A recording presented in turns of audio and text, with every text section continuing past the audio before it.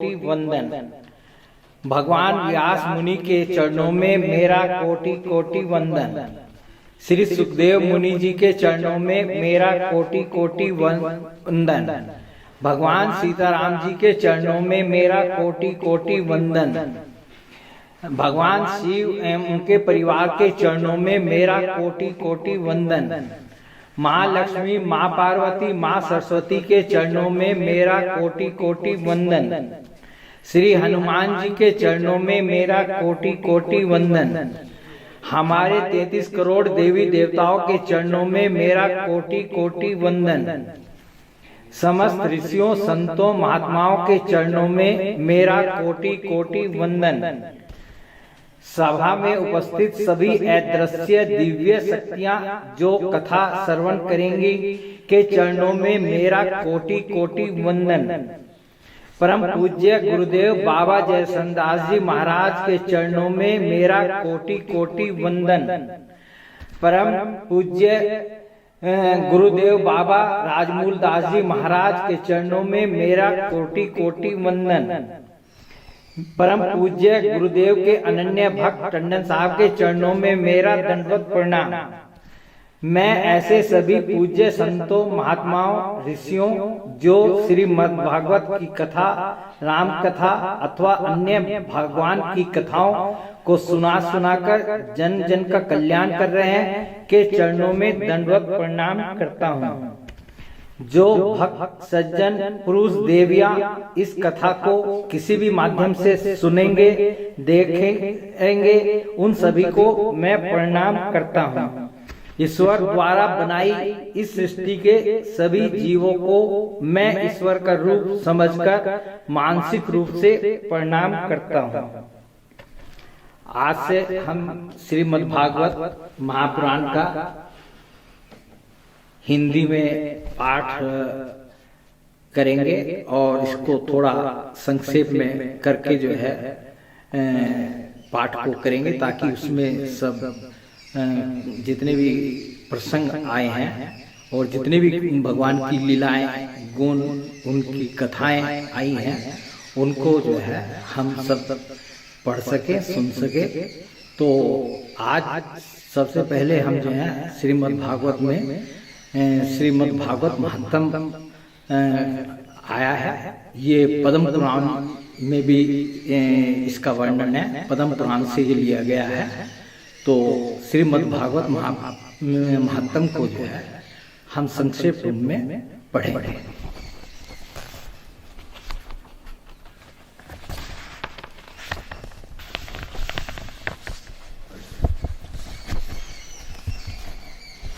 ओम नमो भगवते वासुदेवाय। श्रीमद् भागवत महात्म, पहला अध्याय। देव ऋषि नारद की भक्ति से भेंट। सच्चिदानंद स्वरूप भगवान श्री कृष्ण को हम नमस्कार करते हैं, जो जगत की उत्पत्ति, स्थिति और विनाश के हेतु तथा आध्यात्मिक, आदि दैविक और आदि भौतिक तीनों प्रकार के तापों का नाश करने वाले हैं। जिस समय श्री सुखदेव जी का यज्ञोपवीत संस्कार भी नहीं हुआ था तथा लौकिक वैदिक कर्मों के अनुष्ठान का अवसर भी नहीं आया था, तभी उन्हें अकेले ही संन्यास लेने के लिए घर से जाते देखकर उनके पिता व्यास जी विरह से कातर होकर पुकारने लगे, बेटा बेटा तुम कहाँ जा रहे हो? उस समय वृक्षों ने तन्मय होने के कारण श्री सुखदेव जी की ओर से उत्तर दिया था, ऐसे सर्वभूत हृदय स्वरूप श्री सुखदेव मुनि को मैं नमस्कार करता हूँ। तो अब हम जो है श्रीमद् भागवत महात्म को पढ़ रहे हैं। तो ये जो है अभी हमने दो स्तुति, भगवान की स्तुति पढ़ी है, दूसरे जो है सुखदेव जी की स्तुति पढ़ी है। तो ये प्रसंग जो है यहाँ से शुरू होता है कि एक बार जो है नैमिषारण्य क्षेत्र में 88,000 ऋषि जो हैं वो एकत्रित होकर के सत्संग कर रहे थे और उनका जो था वो हजारों वर्षों तक वो कार्यक्रम चलना था। तो उन्होंने जो है सूत जी को जो है अपना नमस्कार करके उनसे जो है उनको ऊंचे आसन पर बैठा करके उनसे प्रश्न करना शुरू किया। तो शौनक जी जो है उन 88,000 ऋषियों की तरफ से जो है शौनक जी जो है सूत जी से प्रश्न करते हैं, और जो प्रश्न वो कर रहे हैं वो वास्तव में सूत जी से जो प्रश्न शौनक जी कर रहे हैं वो हम सभी का प्रश्न है। तो वो पूछ रहे हैं शौनक जी से, शौनक जी कह रहे हैं सूत जी आप जो है आपका ज्ञान जो है अज्ञानांधकार को नष्ट करने के लिए करोड़ों सूर्य के समान है।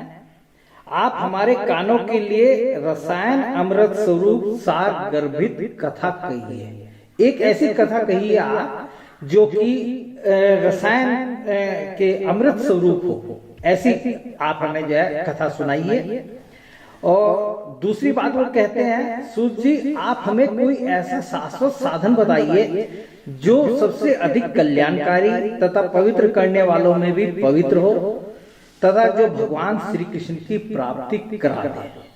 तो दूसरी बात उन्होंने कही कि आप हमें कोई ऐसा साधन बताइए जो भगवान श्री कृष्ण की प्राप्ति करा दे। तो जो है सूत जी जो है जवाब देते हैं, उत्तर दे रहे हैं। सूत जी ने कहा शौनक जी तुम्हारे हृदय में भगवान का प्रेम है। प्रश्नकर्ता को जैसे वक्ता से पूछते हैं तो पता चल जाता है कि क्या स्थिति हमारे श्रोता की है। तो उन्होंने कहा आपके हृदय में भगवान का प्रेम है, इसलिए मैं विचार करके तुम्हें संपूर्ण सिद्धांतों का निष्कर्ष सुनाता हूं जो जन्म मृत्यु के भय का नाश कर देता है।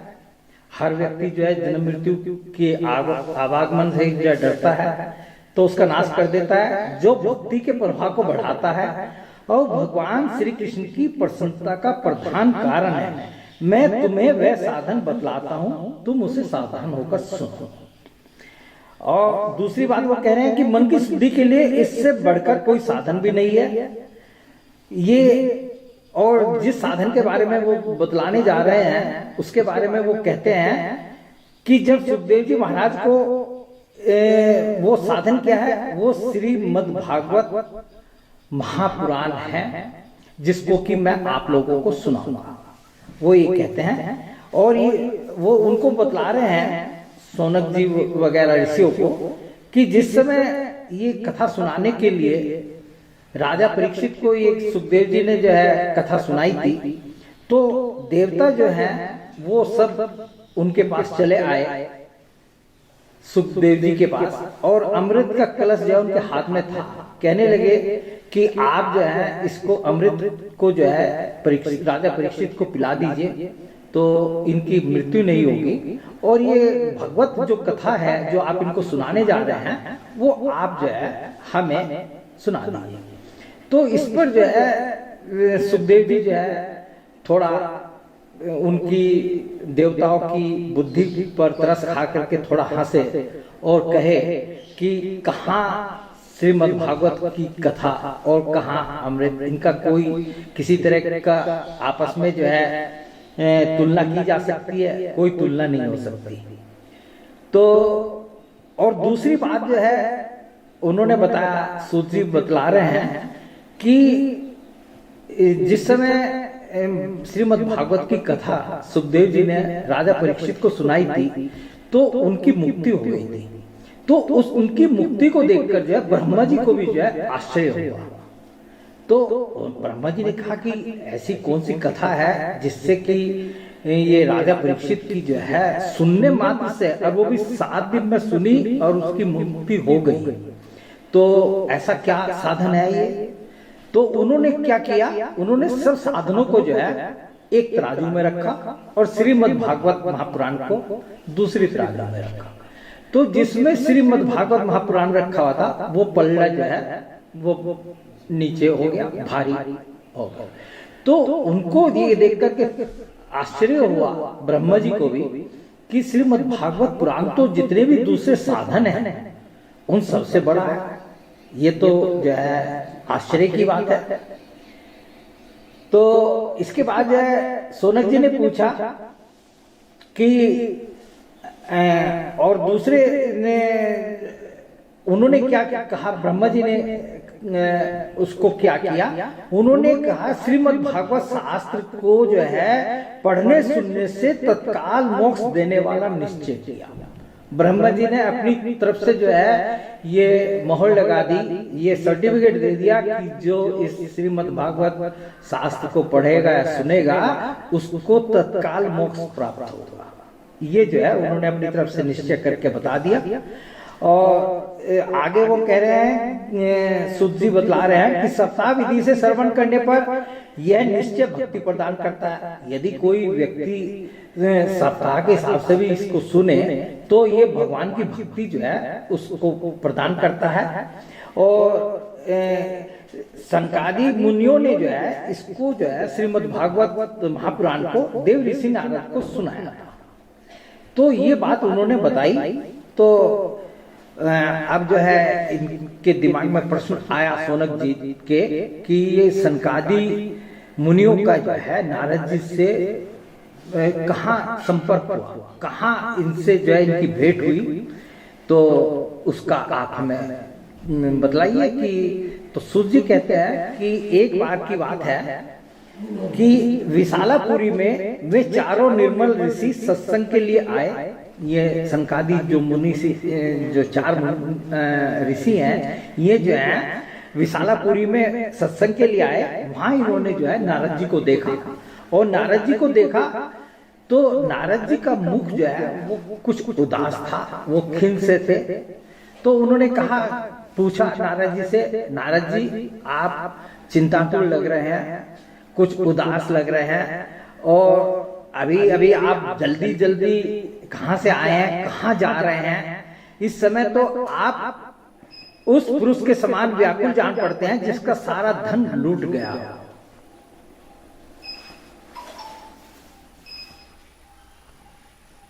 मुनि नारद जी से कह रहे हैं कि इस समय तो आप उस पुरुष के समान व्याकुल जान पड़ते हैं जिसका सारा धन लूट गया हो। आप जैसे आसक्ति रहित पुरुषों के लिए यह उचित नहीं है, इसका कारण बताइए।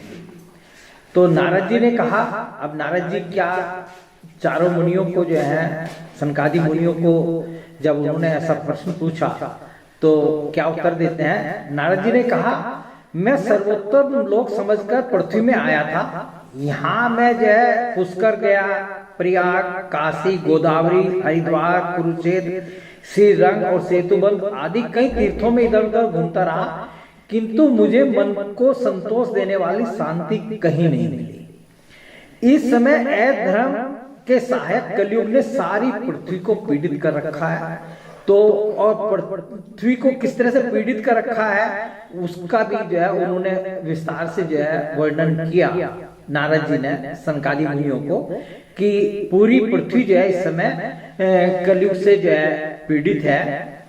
और आगे वो कह रहे हैं, कलयुग के दोष देखता हुआ मैं पृथ्वी पर विचरता हुआ यमुना जी के तट पर पहुंचा, और जब मैं यमुना जी के तट पर पहुंचा तो वहां मैंने एक आश्चर्यजनक घटना देखी।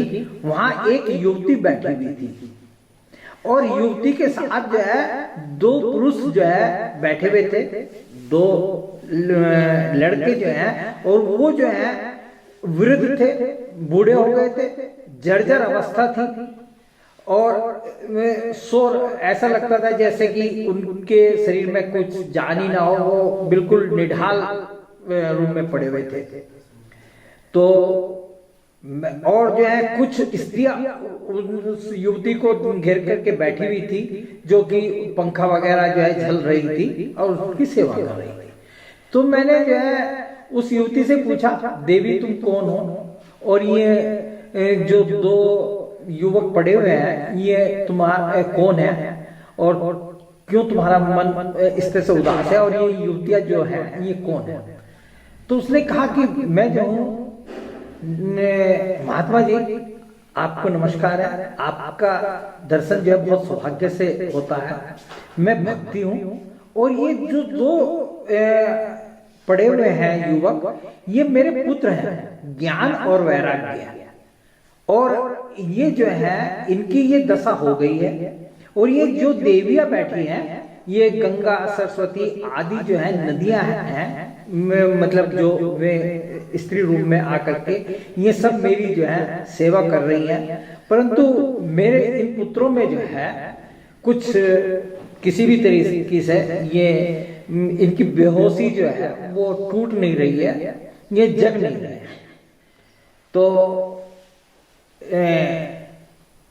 ये सब जो है जब उन्होंने बताया, और साथ में ये मैं कहा कि और मेरी कथा भी सुन लीजिए आप, जो युवती थी, भक्ति जो थी, उन्होंने कहा मैं द्रविड़ देश में उत्पन्न हुई, कर्नाटक में मैं बढ़ी, कहीं कहीं महाराष्ट्र में सम्मानित हुई, किंतु गुजरात में मुझको बुढ़ापे ने आ घेरा। अब जब से मैं वृंदावन आई हूँ तब से पुण्य सुंदरी रूपवती नवयुवती हो गई हूँ, किंतु मेरे सामने पड़े हुए जो मेरे दो पुत्र हैं इनका कुछ भी नहीं हो रहा है। और होना तो ये चाहिए कि माँ को बूढ़ा होना चाहिए और पुत्रों को जो है वो जो जवान पुत्र हैं उनको जो है वो जवान जैसे दिखाई देने चाहिए, परंतु यहाँ तो उल्टा हो रहा है कि मैं युवती हो गई हूँ और ये जो मेरे पुत्र हैं ये बूढ़े पड़े हुए हैं। तो होना तो ये चाहिए कि माता बूढ़ी और पुत्र तरुण। तो नारद जी ने कहा साध्वी, मैं अपने हृदय में ज्ञान दृष्टि से तुम्हारे संपूर्ण दुख का कारण देखता हूँ। तो नारद जी ने एक क्षण में ही जो है समझ लिया कि इनका भक्ति का जो दुख है वो वास्तव में क्या है, क्यों ऐसा हो रहा है। तो उन्होंने बताया कि ये जो है देखो इस समय जो है कलयुग चल रहा है, और कलयुग की वजह से जो है इस समय सदाचार, योग मार्ग और तप आदि सभी लुप्त हो गए हैं, और अब किसी को भी पुत्रों के साथ तुम्हारा दर्शन भी नहीं होता। विषयानुराग के कारण अंधे बने हुए जीवों से उपेक्षित होकर तुम जर्जर हो रही थी, वृंदावन के संयोग से तुम फिर नवीन तरुणी हो गई हो। अतः यह वृंदावन धाम जो है धन्य है, जहाँ भक्ति सर्वत्र नृत्य कर रही है कि यहाँ तुम वृंदावन में आई हो तो तुम जो है यहाँ हष्ट-पुष्ट हो गई हो, युक्ति हो गई हो, परंतु तुम्हारे इन पुत्रों का यहाँ पर भी जो है कोई ग्राहक नहीं है, कोई पूछने वाला नहीं है। इन ज्ञान और वैराग्य का जो है यहाँ कोई ग्राहक नहीं है। और कहने आगे फिर भक्ति को समझाने लगे कि तुम क्यों परेशान हो रही हो, क्यों दुखी हो रही हो। अरे भाई जो है तुम भगवान का स्मरण करो, और भगवान ने कहीं चले थोड़ी गए हैं, और वो जो है तुम्हारे दुख को जरूर दूर करेंगे। तो भक्ति रानी जो है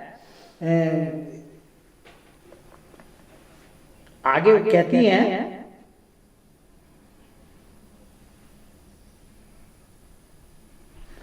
कि ये महाराज आपका हमें दर्शन हुआ, बड़ा हमारा सौभाग्य है, आप कुछ देर जो है यहाँ रुकिए, और आप ही ने जो है धूल जी को भी जो है आपकी कृपा से ही कृपा प्रसाद से धूल पद प्राप्त हुआ था, आप ब्रह्मा जी के पुत्र हैं, मैं आपको नमस्कार करता हूँ।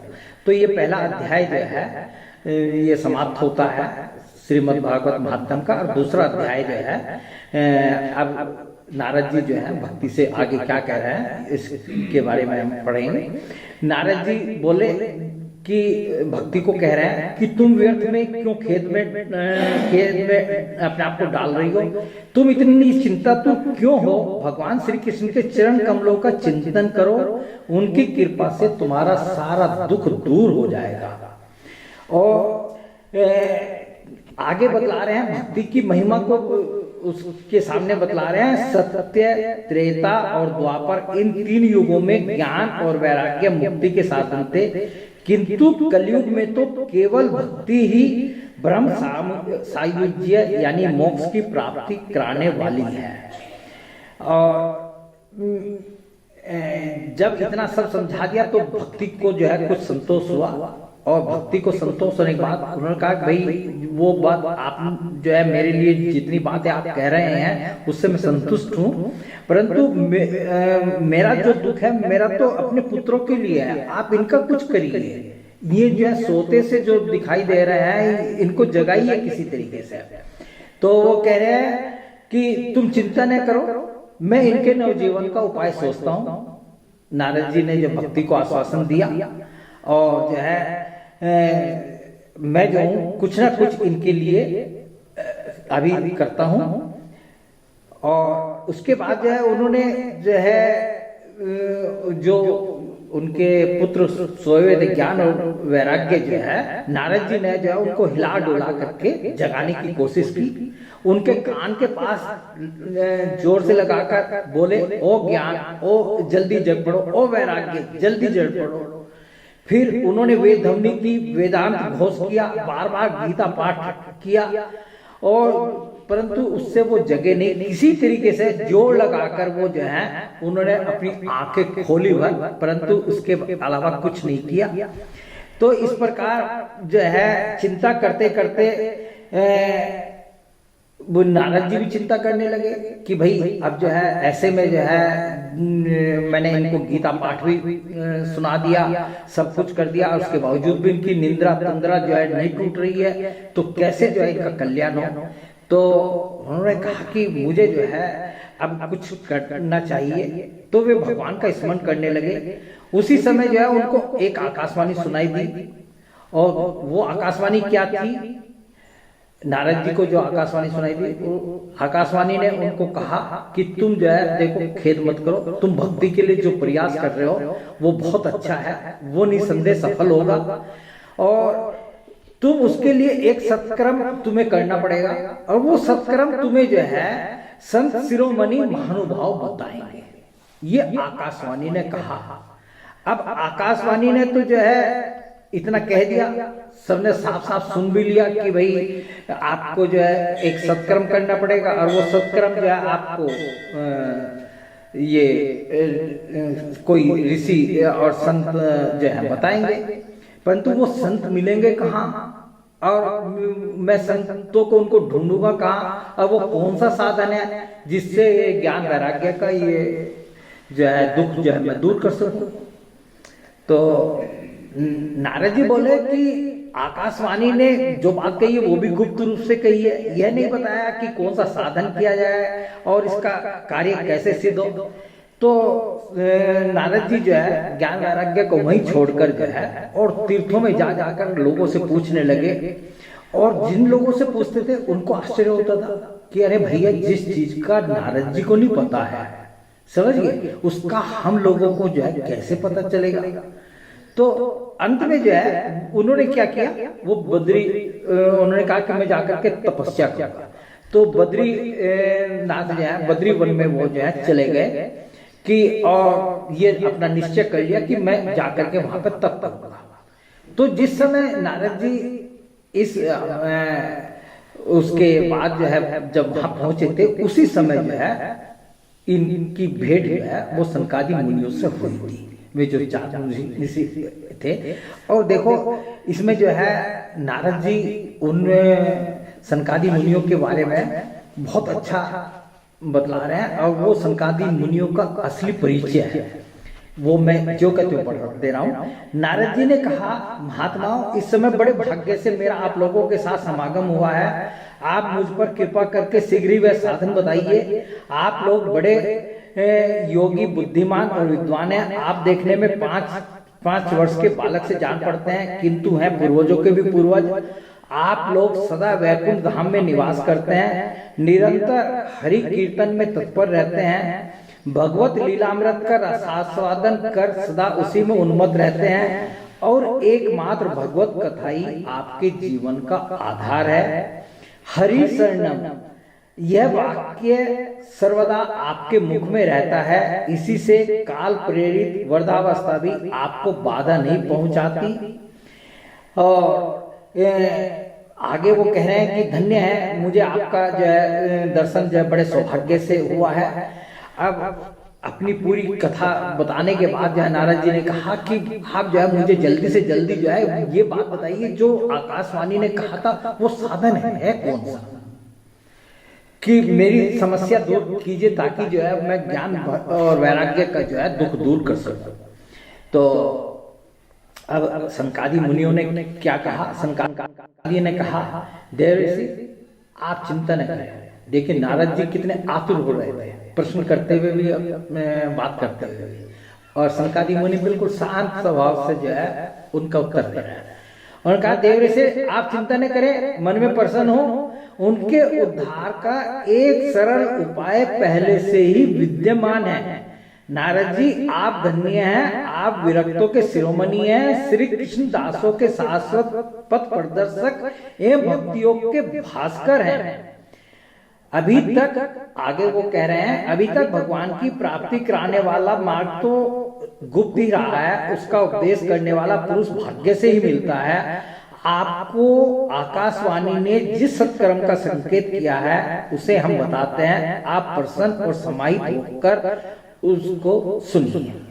और वो उन्होंने बताया, उन्होंने कहा कि पंडितों ने ज्ञान यज्ञ को ही सत्कर्म मुक्तिदायक कर्म का सूचक माना है, वह श्रीमद् भागवत का परायण है।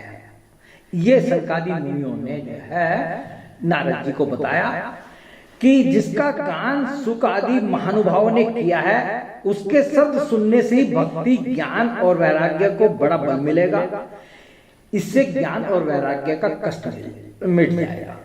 तो नारद जी को जब साधन का पता चल गया तो उन्होंने कहा कि महाराज मैं तो आपकी शरण में हूँ। सनकादि मुनियों को कहा मैं आपकी शरण में हूँ, आप जो है इसका अब आगे इंतजाम कीजिए कि ये श्रीमद् भागवत जो है वो कहाँ होगी, कैसे होगी और कौन इसको करेगा। तो उसका भी उत्तर उन्होंने दिया। और एक चीज उन्होंने और कही, जो कि उन्होंने नारद जी ने कहा कि देखिए श्रीमद् भागवत के सुनने से ज्ञान वैराग्य कैसे उनका दुख दूर हो जाएगा। मैंने उनको जो है गीता पाठ करके सुनाया और वेदांत की ध्वनि मैंने उनके कानों में डाली, परंतु वे जगे नहीं। और श्रीमद् भागवत में के तो प्रत्येक श्लोक में और प्रत्येक पद में वेदों का ही तो सार है। तो जब उससे नहीं हुआ तो श्रीमद् भागवत के सुनने से कैसे हो जाएगा। उन्होंने अपनी शंका जो है जाहिर की। तो सनकादि ने जो है बहुत अच्छा जो है जवाब दिया नारद जी को। नारद जी ने कहने लगा आप जो कह रहे हैं वो बिल्कुल ठीक है। श्रीमद् भागवत की कथा वेद और उपनिषदों के सार से बनी है, इसलिए उससे अलग उनकी फलरूपा होने के कारण वह बड़ी उत्तम जान पड़ती है।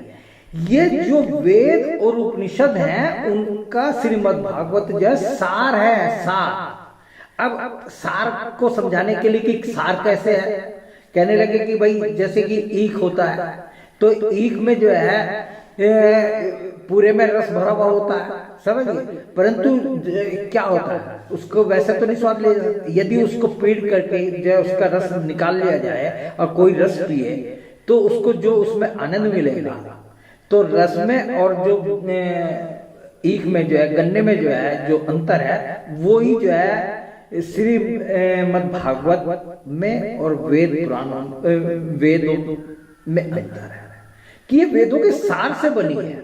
और दूसरे उन्होंने उदाहरण दिया कि भाई जैसे दूध है, दूध में मक्खन होता है, सबको पता है मक्खन होता है, परंतु मक्खन वैसे तो नहीं दिखाई देता, परंतु जब उसको दही जमाते हैं, बिलोते हैं, मक्खन निकालते हैं तो वो मक्खन जो है अलग अलग स्वाद देता है।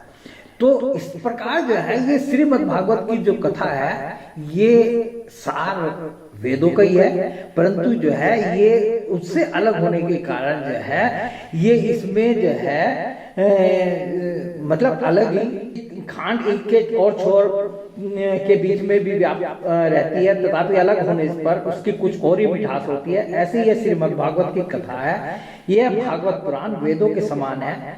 व्यास देव ने इसे भक्ति ज्ञान और वैराग्य की स्थापना की। सनकादि मुनि जो है नारद जी से कहते हैं कि महाराज आपको इसमें आश्चर्य क्यों हो रहा है। अरे आप ही ने तो जो है व्यास जी को भी जो है 4 श्लोकों में जो है इसका उपदेश आप ही ने उनको दिया था जिस समय वो अज्ञान के गोते में खा रहे थे। तो आपको तो जो है श्रीमद् भागवत के बारे में जो है किसी प्रकार का जो है संदेह नहीं होना चाहिए। तो ये हमारा दूसरा अध्याय भी जो समाप्त हो गया है। अब तीसरा अध्याय जो है अब नारद जी जो है पूछते हैं सनकादि मुनि से कि महाराज आपने ये तो बता दिया श्रीमद् भागवत की कथा होनी चाहिए और उसका पारायण होना चाहिए, उससे ज्ञान और वैराग्य का दुख दूर हो जाएगा, परंतु ये कथा जो है मैं ये ज्ञान यज्ञ जो है मैं कहाँ करूँ, ये और बताइए। तो उन्होंने कहा इसमें परेशान होने की क्या बात। सनकादि बोले नारद जी आप बड़े विनीत और विवेकी हैं, सुनिए हम आपको सब बातें बताते हैं। हरिद्वार के पास जो है आनंद नाम का एक घाट है, वहाँ अनेकों ऋषि रहते हैं और देवता तथा सिद्ध लोग भी उसका सेवन करते रहते हैं। आप वहाँ चलिए और वहाँ चल करके श्रीमद् भागवत की कथा हो, सब सुने और जो है भक्ति और ज्ञान वैराग्य का दुख दूर हो जाएगा। तो नारद जी जो है सनकादि मुनियों को लेकर के जो है वहाँ हरिद्वार क्षेत्र में जो है जाते हैं, और जब हरिद्वार क्षेत्र में गए और वहाँ सबको ये पता चला कि यहाँ श्रीमद् भागवत हो रही है, वहाँ हल्ला हो गया। और हल्ला हो गया तो जो है सब लोग जो है कथा सुनने के लिए आने लगे। तो ये सूचित बतला रहे हैं सनकादि ऋषियों को, इस नारद जी के साथ जो है सनकादि भी जो है श्रीमद् भागवत कथा का पान करने के लिए वहां से तुरंत गंगा तट पर आए। जिस समय वे तट पर पहुंचे भूलोक, देवलोक और ब्रह्मलोक सभी जगह इस कथा का हल्ला हो गया। जो जो भगवत कथा के रसिक भक्त थे वे सभी श्रीमद् भागवत कथामृत का पान करने के लिए सबसे आगे दौड़ दौड़ कर आने लगे। और देखिए उनमें कौन कौन प्रमुख कौन कौन थे जो भागवत का पाठ सुनने वाले थे। भृगु जो उस समय के सबसे बड़े ऋषि लोग थे, वे लोग हैं भृगु, वशिष्ठ, चैवयन, गौतम, मेधातिथि, देवल, देवराज, परशुराम, विश्वामित्र, साकल, मार्कंडे, दत्तात्रेय, पिपलाद, योगेश्वर, व्यास और पराशर, छायासुत, जांजलि और जऊ आदि सभी प्रधान मुनिगण अपने अपने पुत्र, शिष्य और स्त्रियों समेत बड़े प्रेम से वहां आए। इसके सिवा और कौन कौन आया? वेद, वेदांत यानी कि उपनिषद, मंत्र, तंत्र, 17 पुराण, 18 पुराण है ना हमारे, एक तो श्रीमद् भागवत है और 17 दूसरे पुराण है। तो ये सब 17 पुराण और 6 शास्त्र, हमारे कितने शास्त्र हैं? 6 शास्त्र हैं। वे भी मूर्तिमान होकर वहां उपस्थित हुए। और इसके अलावा और कौन कौन आया? गंगा आदि नदियां, पुष्कर आदि सरोवर, कुरुक्षेत्र आदि समस्त क्षेत्र, सारी दिशाएं, दंडक आदि वन, हिमालय आदि पर्वत तथा देव, गंधर्व और दानव आदि सभी कथा सुनने के लिए चले आए। और जो है जो लोग नहीं आ रहे थे उनको भृगु ऋषि जो है समझा बुझाकर जो है लिया है, मना करके चलो भैया कथा हो रही है, कथा सुनो चल करके। अब कथा सुनाने के लिए जो है उन्होंने नारद जी ने जो है सनकादि मुनियों से जो है निवेदन किया और उनको जो है वक्ता के श्रेष्ठ आसन पर जो है उनको बैठाया, विराजमान किया और सभी श्रोताओं ने उनकी वंदना की। और श्रोताओं में जो विरक्त सन्यासी ब्रह्मचारी थे वो आगे बैठे और नारद जी बैठे और एक और ऋषि और एक और देवता, एक और वेद और उपनिषद तथा एक और तीर्थ और दूसरी और स्त्रियां बैठी। और इस प्रकार जो है वहां खूब अभी गुलाल, खील, फूलों की वर्षा होने लगी। सूर्य कहते हैं इस प्रकार पूजा समाप्त होने पर जब सब लोग एकाग्रचित हो गए तब सनकादि ऋषि जो है नारद को सबसे पहले जो है श्रीमद् भागवत महात्म जो है जो हम पढ़ रहे हैं, तो भागवत की कथा का क्या महत्व है वो जो है सनकादि मुनि जो है नारद जी को बताने लगे। सनकादि ने कहा अब हम आपको इस भागवत शास्त्र की महिमा सुनाते हैं। इसके श्रवण मात्र से मुक्ति हाथ लग जाती है, खाली सुनने मात्र से इसके मुक्ति हाथ लग जाती है।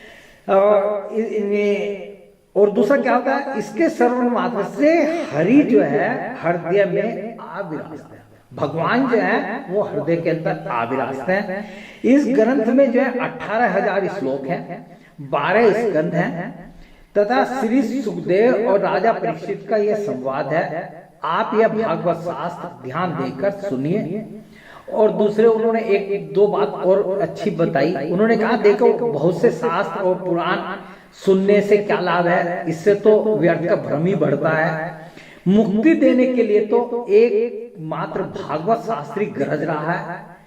और फल की दृष्टि से भी यदि आप देखो तो सुख शास्त्र जो है इसकी समता गंगा, गया, काशी, पुष्कर या प्रयाग कोई भी तीर्थ नहीं कर सकता।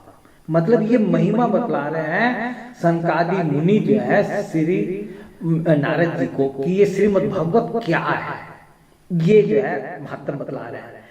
और आगे जो है बतला रहे हैं कि जो पुरुष अहर्निश अर्थ सहित, देखिए अर्थ सहित जो हम इसमें आ रहा है तो बहुत से लोग जो है देखिए संस्कृत में जरूर पढ़ते हैं परंतु श्रोताओं की समझ में नहीं आता। तो अर्थ सहित इसलिए हम बार बार बोलते हैं कि जो सुने वो समझ में आए और जो बोले वो उसको इतना पता हो कि भाई हम क्या बोल रहे हैं। तो अर्थ सहित श्रीमद् भागवत शास्त्र का पाठ करता है उसके करोड़ों जन्मों का पाप नष्ट हो जाता है, इसमें तनिक भी संदेह नहीं है। जो पुरुष नित्य प्रति भागवत का आधा या चौथाई श्लोक भी पढ़ता है उसे राजसूय और अश्वमेध यज्ञों का फल मिलता है। एक चीज इसमें और बहुत बढ़िया बताई है उन्होंने सनकादि मुनियों ने नारद जी को, जो पुरुष अंत समय में श्रीमद् भागवत का वाक्य सुन लेता है उस पर प्रसन्न होकर भगवान उसे वैकुंठ धाम देते हैं। यानी कि किसी की यदि मृत्यु होने वाली हो और वो जो है श्रीमद् भागवत का जो है वो एक वाक्य भी सुन लेता है तो उससे प्रसन्न होकर भगवान जो है उसको अपना वैकुंठ धाम दे देते हैं। और फिर आगे कह रहे हैं कि नारद जी आप बड़े बुद्धिमान और योग निधि, आप प्रयत्न पूर्वक कथा का श्रवण कीजिए। इससे उन्होंने पूछा था नारद जी ने सनकादि मुनियों से कि इसके सुनने का क्या नियम है, क्या कौन से दिन सुनना चाहिए। कहने लगे इसके सुनने का कोई नियम नहीं है, इसके सुनने के लिए दिनों का भी कोई नियम नहीं है, इसे तो सर्वदा ही सुनना अच्छा है और इसे सत्य भाषण और ब्रह्मचर्य पालन पूर्वक सर्वदा ही सुनना श्रेष्ठ माना गया है। किंतु कलयुग में ऐसा होना कठिन है, इसलिए श्री सुखदेव जी ने जो विशेष विधि बताई है वह जान लेनी चाहिए। कलयुग में क्या होता है देखिए, बहुत दिनों तक चित्त की वृत्तियों को वश में रखना और नियमों में बंधे रहना या किसी पुण्य कार्य के लिए दीक्षित रहना कठिन है। इसलिए सप्ताह श्रवण की विधि काफी है कि एक हफ्ते में ही जो है इससे आप सुन लीजिए और एक हफ्ते की भागवत सुनने से ही जो है आपका कल्याण हो सकता है। तो ये जो है उन्होंने उनको बताया। अच्छा, अब क्या हुआ वहां जो है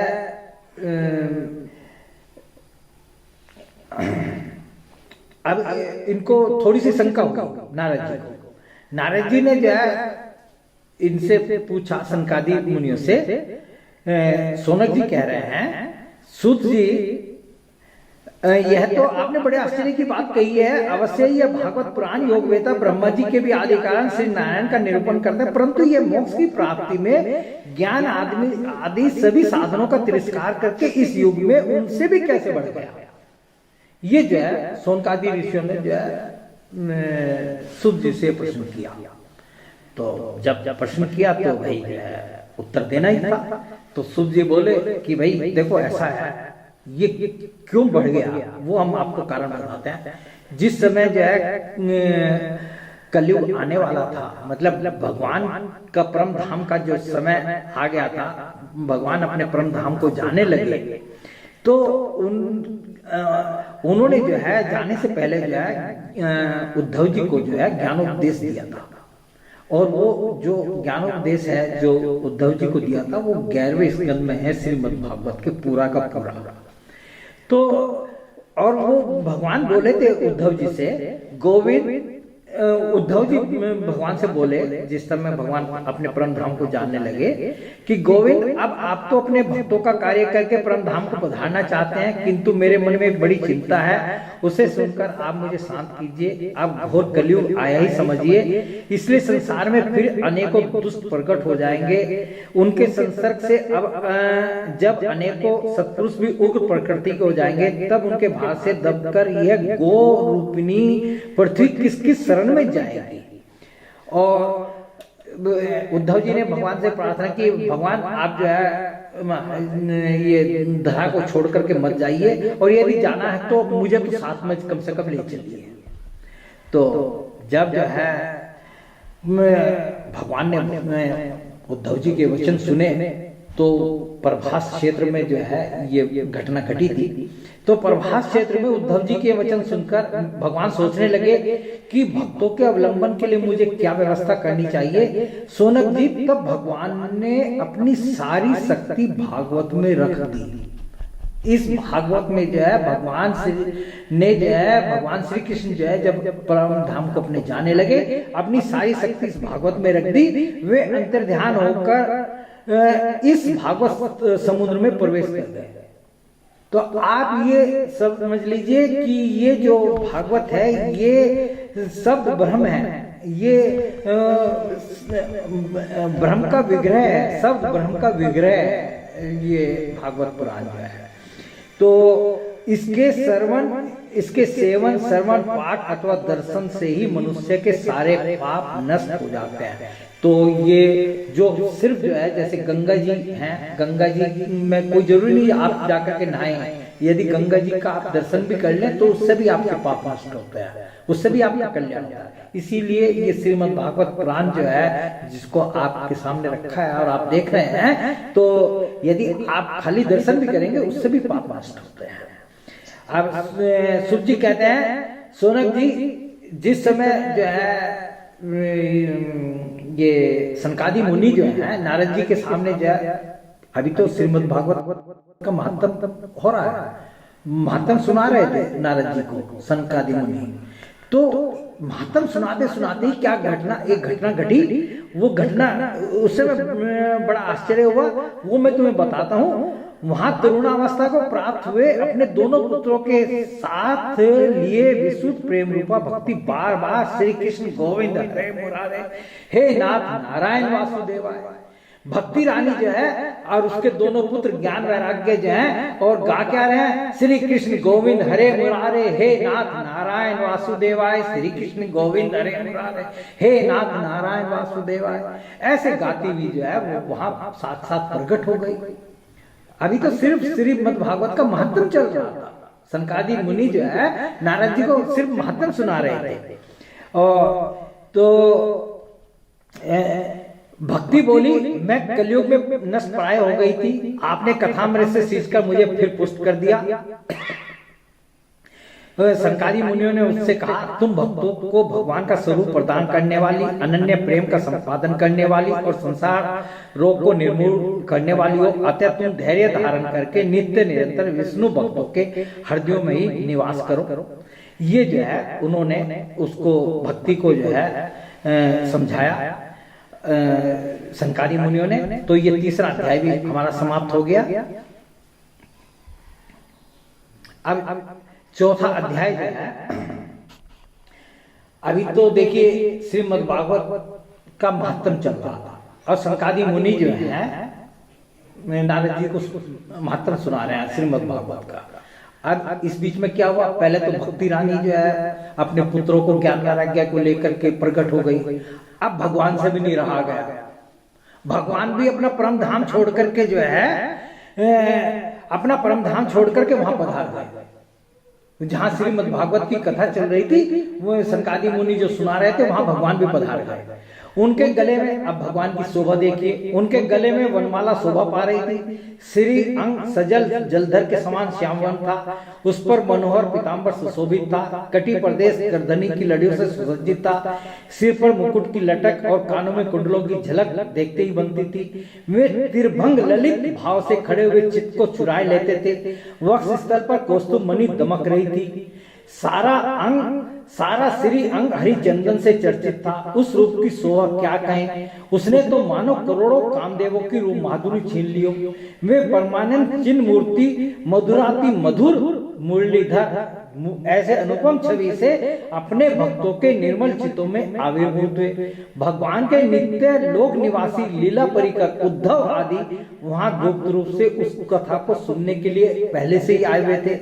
प्रभु के प्रकट होते ही चारों ओर जय हो जय हो जय हो की ध्वनि होने लगी। उस समय भक्ति रस का अद्भुत प्रवाह चला और जो है बार बार अबीर गुलाब पुष्पों की वर्षा संग ध्वनि होने लगी। जो सभा में जो लोग बैठे थे उन्हें अपने देह ये आत्मा की कोई सुधि नहीं रही। उनकी ऐसी तन्मयता देखकर नारद जी कहने लगे, अरे ये जो है मैंने तो ये बड़ी सप्ताह श्रवण की बड़ी अलौकिक महिमा देखी। इसमें संदेह नहीं कि कली काल में चित्त की शुद्धि के लिए इस भागवत कथा के समान मृत्यु लोक में पाप पुंज का नाश करने वाला कोई दूसरा पवित्र साधन नहीं है। अच्छा, अब आप मुझे एक बात और बता दीजिए। नारद जी कहते हैं सनकादि मुनि से कि आप मुझे ये और बता दीजिए कि इस कथा को सुनने से जो है, इस सप्ताह यज्ञ को करने से संसार में कौन कौन कैसे कैसे लोग जो है पवित्र हो जाते हैं, ये आप मुझे बता दीजिए। तो सनकादि ने कहा, परंतु ये जो हम पढ़ रहे हैं और आप लोग सुन रहे हैं, तो इसका मतलब ये मत लगा लीजिए कि हम ये सब काम करें तो भागवत कथा जो है हमारा उद्धार कर देगी, हमें पार लगा देगी। सनकादि ने कहा, जो लोग सदा तरह तरह के पाप किया करते हैं, निरंतर दुराचार में तत्पर रहते हैं और उल्टे मार्गों में चलते हैं तथा जो क्रोधाग्नि से जलते रहने वाले कुटिल और कामपरायण हैं, वे सभी इस कलयुग में सप्ताह यज्ञ से पवित्र हो जाते हैं। और भी पापियों के उन्होंने जो पापियों का किस तरह के पापी होते हैं उस तरह के का भी वर्णन किया, उसको हम पढ़ नहीं रहे हैं। ये समझ लीजिए कि उन्होंने कहा कि वो भी जो है भागवत कथा के सुनने से जो है पार पा जाते हैं। तो अब वो कह रहे हैं, नारद जी इस विषय में हम आपको जो है एक इतिहास भी जो है सुनाते हैं, वो ध्यान से आप लोग भी सुनिए। उसके सुनने से ही सब पाप नष्ट हो जाते हैं। पूर्व काल में पहले की बात है, तंगभद्रा नदी के तट पर एक नगर था। उस नगर में जो है एक ब्राह्मण रहता था, उसका नाम था आत्मदेव। और ब्राह्मण क्या था, बहुत अच्छा ब्राह्मण था। वो वेदों का विशेषज्ञ और स्रोत स्मार्त कर्मों में निपुण था और सूर्य के समान तेजस्वी था। वो धनी भी था, परंतु धनी होने पर भी वो भिक्षा जीवी था। भिक्षा की वृत्ति से जो है वो अपना गुजारा चलाता था। उसकी एक पत्नी थी, उसका नाम था धुंधली। वो सुंदरी भी थी, कुलीन भी थी, परंतु जो है बात बात पर अड़ जाने वाली थी, जिद्दी बहुत थी और जो है झगड़ालू थी। स्वभाव था उसका क्रूर और बकवाद करती रहती थी। गृह कार्य में जबकि निपुण थी, कृपण थी, कंजूस थी, परंतु उनका दोनों का काम जो है आराम से चल रहा था और भोग विलास की सब सामग्री उनके घर पे मौजूद थी। घर द्वार भी सुंदर थे और उनसे मतलब सब तरह की उनको सुख संपन्नता उनके पास थी। दुख क्या था, उनके कोई संतान नहीं थी। और जब अवस्था बढ़ने लगी, बुढ़ापा आने लगा, तो वो उस बात से जो है परेशान हो गए कि भाई जो है संतान तो हमारे हुई नहीं, तो अब जो है मतलब ऐसे सुख से बाकी जितने भी भोग हैं इनसे जो है लाभ क्या है। तो उन्होंने उसके लिए बहुत जो है दान भी किया, गौ पृथ्वी स्वर्ण वस्त्र आदि दान करने लगे और धर्म मार्ग में भी अपना धन लगाने लगे, वो भी समाप्त होने लगा। एक दिन जो है वो ब्राह्मण देवता जो है दुखी हो गए और दुखी होकर घर से जो है निकल के चल दिए और घर से निकल के चल दिए। कहने लगे कि जो है आज तो मैं जो हूँ बिना संतान के क्या जीवन है और ऐसे जीने से तो मर जाना अच्छा है, कहीं जाकर के आत्महत्या कर लूंगा। और ये सोच करके वो चल दिए। तो वहां जो है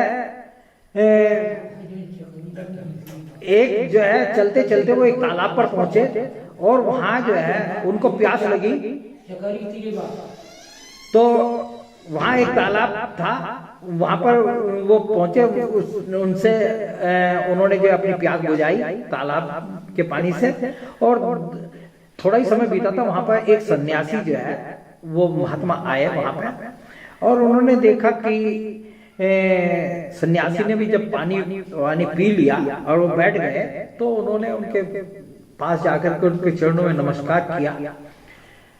तो जब उनके पास गए तो सन्यासी ने पूछा कि ब्राह्मण देवता, और वो उनको सन्यासी को देख करके रोने लगे। ब्राह्मण देवता जो है कि ब्राह्मण देवता आप रोते क्यों हो, ऐसी क्या भारी चिंता है, और जो दुख हो वो मुझे बताइए, मैं आपके ये दुख में कुछ सहायता कर सकूंगा। तो उन्होंने कहा कि महाराज मैं आपको क्या अपना दुख बताऊं, मेरे सब कुछ है परंतु मेरे कोई संतान नहीं है, और मेरे घर की भी हालत यह है कि जो है मैं जो जिस गाय को पालता हूँ वो भी बांझ हो जाती है, जो पेड़ लगाता हूँ उस पर भी फल फूल नहीं लगते, और घर में जो फल आता है वो भी जल्दी सड़ जाता है। और ये कहकर जो है वो ब्राह्मण जो है दुख से व्याकुल होकर जो है सन्यासी के सामने जो है फूट फूट कर रोने लगा। और जब वो फूट फूट कर रोने लगा तो उनको सन्यासी को जो है बड़ी दया आई, उनके ऊपर करुणा आई। तो उन्होंने, और वो योगी तो थे सन्यासी जो है, तो उन्होंने अपने उससे देखा, उन्होंने उनका पूरा भाग्य पढ़ लिया ब्राह्मण देवता। उन्होंने कहा महाराज ब्राह्मण देवता, मैं आपका पूरा भाग्य देख लिया हूं, और सुनो इस समय मैंने तुम्हारा प्राप्त देखकर निश्चय किया है कि 7 जन्म तक तुम्हारे कोई संतान किसी प्रकार नहीं हो सकती। ये जो है उन्होंने अपना निर्णय सुना दिया। उन्होंने फिर ब्राह्मण देवता ने कहा महाराज जो आप कह रहे हैं अपनी जगह ठीक है, परंतु मुझे तो पुत्र चाहिए, और यदि आप जो है पुत्र देने की वो रखते हैं तो मुझे पुत्र दीजिए, नहीं तो ये है मैं अभी डुबकी लगाऊंगा, कुएं में डूब मरूंगा, मैं आप ही के सामने आत्महत्या करूंगा। तो सन्यासी ने कहा कि भाई जो है जो हट है और भगवान के विधान में कुछ चीज लिखी हुई है और उसको पलटना जो है वो अच्छा नहीं होता, और ऐसा जिसने भी किया है, जैसा उन्होंने एक राजा का नाम लिया है और राजा सगर का नाम लिया है कि इन्होंने भी इन्होंने हट करके पुत्र प्राप्त किया था, परंतु उनसे पुत्र से जो इनको कोई सुख नहीं मिला, तो तुम हट मत करो। परंतु जब उन्होंने देख लिया कि ये मानने वाला नहीं है, उन्होंने कहा ठीक है हम तुम्हारी इच्छा पूरी करेंगे, भाई बाकी तो भगवान की मर्जी है, भगवान चाहेंगे तो तुम्हारी इच्छा पूरी होगी, परंतु उसके हम तुम्हें एक फल देते हैं, इस फल को जो है तुम अपनी पत्नी को खिला देना, परंतु तुम्हारी पत्नी को फल खाने के साथ साथ जो है कुछ नियमों का पालन करना पड़ेगा। तो पवित्रता, सोच, बहुत कुछ जो है उन्होंने इस तरह के नियम उसको बताए कि ये जाकर के आप अपनी पत्नी को दे दीजिए और उसको ये नियम बता दीजिए और वो फल को खा लेगी तो तुम्हारे पुत्र हो जाएगा। और इतना कहकर जो है जैसे कि उनको नियम जो बताए थे, तुम्हारी स्त्री को 1 साल तक सत्य, सोच, दया, दान और एक समय एक ही अन्न खाने का नियम रखना होगा, ये उन्होंने बताया। तो यूं कहकर जो है वे योगी राज जो है चले गए और ब्राह्मण जो है देवता जो है अपने घर लौट आए और लौट आकर के जो है फल खाई उनके पास, अपनी पत्नी को दिया कि लो खाओ और जो है तुम्हें पुत्र हो जाएगा। तो परंतु ये महाराज जी ने जो है ये नियम बताए हैं सन्यासी महात्मा ने, और वो नियमों का तुम्हें पालन करना पड़ेगा। अब वो पत्नी जो है वैसे ही बड़ी जिद्दी थी, अड़ियल थी, तो कहने लगी कि यदि मैं गर्भवती हो गई, पेट आगे निकल जाएगा, ना मैं भाग पाऊंगी, ना मैं दौड़ पाऊंगी, और वैसे भी प्रसव के समय बहुत पीड़ा होती है, कैसे मैं पीड़ा को सहन करूंगी। और मतलब जितनी भी बातें जो है वो सोच सकती थी उसने सोच ली और ये तय कर लिया अपने दिमाग में कि जो है मैं जो फल नहीं खाऊंगी। और ब्राह्मण देवता यदि पूछेंगे तो कह दूंगी कि हाँ मैंने फल खा लिया। तो इसी बीच में उसकी एक बहन थी, वहां पर बहन आ गई। तो बहन आ गई तो बहन को जो है उसने अपनी पूरी समस्या बताई और कहा भाई देखो ऐसा है, हमारे कोई संतान नहीं है और ये ब्राह्मण देवता जो है किसी सन्यासी ने इनको एक फल दे दिया और कहा कि तुम ये खा लोगी तो तुम्हारे पुत्र हो जाएगा, परंतु उसके साथ साथ ही इतने लंबे चौड़े इन्होंने नियम भी बता दिए। अब बताओ मैं क्या करूं, और मैं तो ये प्रसव पीड़ा और ये सब जो है नहीं मेरे बस का है झेलना, मैं तो बिना संतान की सुखी हूं। तो उसकी बहन ने कहा एक उपाय है, तुम्हारा भी काम बन जाएगा मेरा भी काम बन जाएगा। मैं गर्भवती हूं इस समय और जो है जब मेरा जो है बच्चा होगा मैं वो ला करके तुझे दे दूंगी और तुम जो है मेरे पति को जो है कुछ धन दे देना उसके बदले में, तो मेरा पति जो है खुश हो जाएगा। और जो है बीच बीच में जो है मैं बच्चे को आकर के अपना दूध भी पिला जाया करूंगी और यदि तुम इस बात के लिए तैयार हो और इस बीच में जो है तुम अपने पति देव को बता देना कि जो है मैं गर्भवती हूँ और जब मेरे बच्चा होगा मैं तुम्हें ला करके वो दे दूंगी। ये बात उसकी युक्ति जो है जो उसकी बहन ने बताई उसकी समझ में आ गई। उसने ब्राह्मण देवता को कहा कि हाँ मैं गर्भवती हो गई हूँ और गर्भवती हो गई हूँ और तो जो है कुछ ही दिनों की बात है। तो उसके बाद जो उसकी बहन का जब बच्चा हुआ तो उसने ला करके उसको दे दिया। तो जो उन्होंने आपस में तय किया था वो सब उन्होंने पूरा कर दिया और वो दूध पिलाने भी आने लगी। तो ब्राह्मण देवता जो है बहुत खुश हुए और पूरे ग्रामवासी बहुत खुश हुए। ब्राह्मण देवता ने दान वान सब कुछ किया। तो जो फल था अब उस फल का भी सुन लीजिए। वो फल जो है जब उसने खुद नहीं खाया तो उसकी बहन ने कहा था उसको कि तुम इस फल की भी परीक्षा कर लो। और इसकी फल की परीक्षा करने का तरीका यह है कि तुम्हारे यहाँ जो गाय है ना इस गाय को खिला दो ये फल और इससे जो है देखो कि क्या होता है। तो उसने वो फल जो है अपनी गाय को खिला दिया था।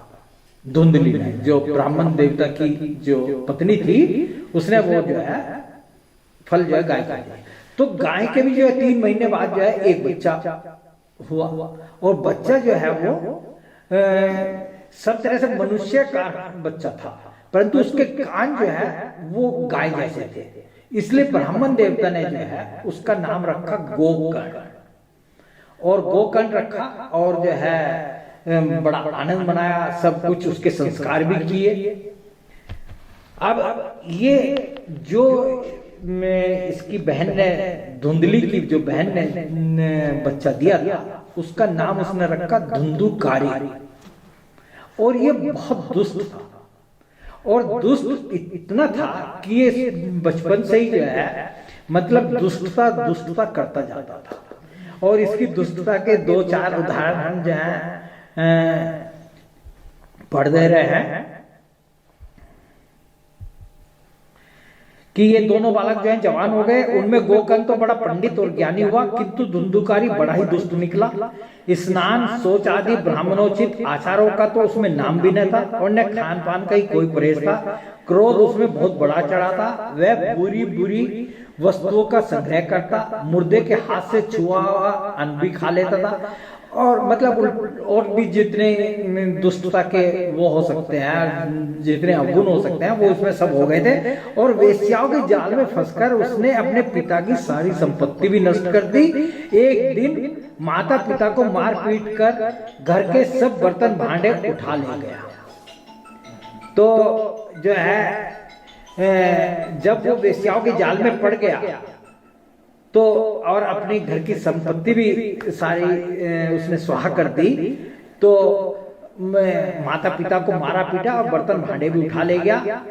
तो उसका पिता जो है वो फूट फूट कर रोने लगा, कहने लगे कि भाई ये तो जो है बड़ा गड़बड़ हो गया। एक पुत्र हुआ और वो भी इतना दुष्ट, और इससे तो अच्छा जो है मैं पुत्रहीन जो था वो ज्यादा अच्छा था कि पुत्र ना हुआ होता, मैं ज्यादा सुखी था। तो अब मैं क्या करूं, कहां जाऊं, कहां रहूं। तो ये जो प्रसंग है ये बड़ा सुंदर प्रसंग है। तो वो जो है उसी समय जो है गोकर्ण जी जो है गोकर्ण जी कौन, मतलब जो गाय का से पैदा हुए थे उन्हीं का बेटा था, आत्मदेव ब्राह्मण का ही बेटा माना गया वो। तो वो आए और उन्होंने अपने पिता को क्या कहा वो सुनिए। उसी समय परम ज्ञानी गोकर्ण जी वहां आए, उन्होंने पिता को वैराग्य का उपदेश करते हुए समझाया। वे बोले, पिताजी यह संसार असार है, यह अत्यंत दुख रूप और मोह में डालने वाला है। पुत्र किसका, धन किसका, स्नेहवान पुरुष रात दिन दीपक के समान जलता रहता है। सुख न तो इंद्र को है न चक्रवर्ती राजा को ही, सुख है तो केवल विरक्त एकांत जीवी मुनि को। यह मेरा पुत्र है, इस अज्ञान को छोड़ दीजिए। मोह से नरक की प्राप्ति होती है, यह शरीर तो नष्ट होगा ही, इसलिए सब कुछ छोड़कर वन में चले जाइए। अपने पिताजी को उन्होंने कहा कि सब कुछ छोड़ करके जो है आप वन में चले जाइए। और गोकर्ण जी के कहने से जो है वो आत्मदेव ब्राह्मण जो है वन में जाने के लिए तैयार भी हो गए। फिर वो कहने लगे, भाई अब वन में तो मैं चला जाऊंगा, परंतु वन में जाकर मुझे करना क्या होगा ये और बता दो। तो मुझे तो कुछ समझ में नहीं आता, मुझे क्या करना चाहिए। तो गोकर्ण ने कहा, ये भी बहुत अच्छा प्रसंग है। गोकर्ण ने कहा, पिताजी यह शरीर हड्डी मांस और रुधिर का पिंड है, इसे आप मैं मानना छोड़ दें कि इस जो शरीर है इसको मैं मत मानिए। और जो है जो आपके स्त्री पुत्र आदि हैं उनको अपना भी कभी न माने, उनको भी अपना न माने। इस संसार को रात दिन भंगुर देखिए, ये रात दिन जो है जो संसार है इसका नाश होता जा रहा है। और इसकी किसी भी वस्तु को स्थायी समझकर उसमें राग न करें। इसकी कोई भी वस्तु जो है वो स्थायी नहीं है, सब नष्ट होने वाली है। और बस एकमात्र वैराग्य रस के रसिक होकर भगवान की भक्ति में लगे रहे। कि क्या करना है, भगवान की भक्ति करते रहिए। भगवत भजन ही सबसे बड़ा धर्म है, निरंतर उसी का आश्रय लिए रहे। अन्य सब प्रकार के लौकिक धर्मों से मुख मोड़ लें, सदा साधु जनों की सेवा करें, भोगों की लालसा को पास न फटकने दें, तथा जल्दी से जल्दी दूसरों के गुण दोषों का विचार करना छोड़कर एकमात्र भगवत सेवा और भगवान की कथाओं के रस का ही पान करें। यहाँ देखिए अंत में जो उन्होंने एक बात जो कही है ये बहुत अच्छी बात कही है। उन्होंने कहा कि आप किसी के भी, हम लोगों को उनके लिए क्या, ये हम लोगों के लिए ही है कि हम लोगों को किसी के गुण और दोष नहीं देखने चाहिए, कि गुण और दोषों का विचार करना छोड़ दीजिए आप दूसरों के। और जो है आप जो है क्या करिए, भगवान की कथाओं का रस लेते रहिए, ये करिए। तो आत्मदेव ब्राह्मण जो है वो वन को चले गए और वहां जो है उन्होंने वन में जाकर क्या किया, ये श्रीमद् भागवत के पाठ का जो 10वां स्कंद है उसका वो पाठ करते रहे और उनको परमधाम प्राप्त हो गया। और उनकी आयु भी हो गई थी। तो वहां रात दिन भगवान की सेवा पूजा करने से और नियम पूर्वक भागवत के 10वें स्कंद का पाठ करने से उसने भगवान श्री कृष्ण चंद्र को प्राप्त कर लिया। तो ये हमारा ये अध्याय भी, 4था अध्याय भी समाप्त हो गया। अब 5वां अध्याय सुन लीजिए।